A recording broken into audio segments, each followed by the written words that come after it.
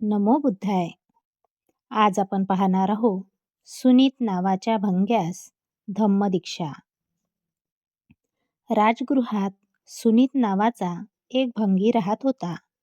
लोकांनी रस्त्यावर टाकलेला केरकचरा व घाण काढणारा, रस्त्यावरील झाडूवाला म्हणून काम करून तो आपला उदरनिर्वाह करीत असे. हलका आणि पिढीजात असा त्याचा धंदा होता. एके दिवशी पहाटे भगवंत उठले. त्यांनी चिवर धारण केले व बऱ्याचशा भिक्खूसह भिक्षा मागण्यासाठी ते राजगृहात गेले.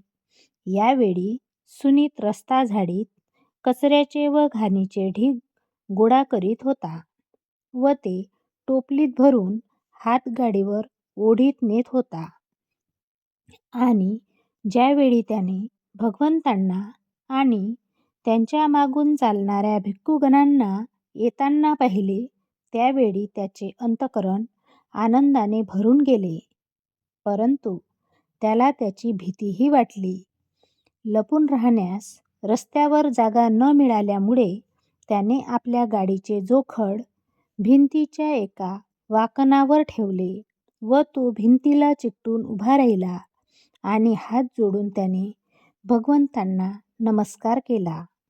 त्याच्याजवळ आल्यावर भगवंत आपल्या दिव्य मधुर वाणीने त्याला म्हणाले, सुनीता, असल्या दारिद्र्य जिण्याचा तुला काय उपयोग आहे? गृहत्याग करून तू माझ्या संगात येतोस का?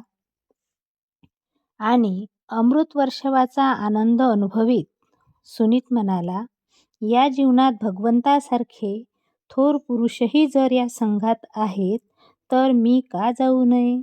भगवंतांनी मला कृपा करून संघात सामील करून घ्यावे. तेव्हा भगवंत म्हणाले, भिक्खू ये.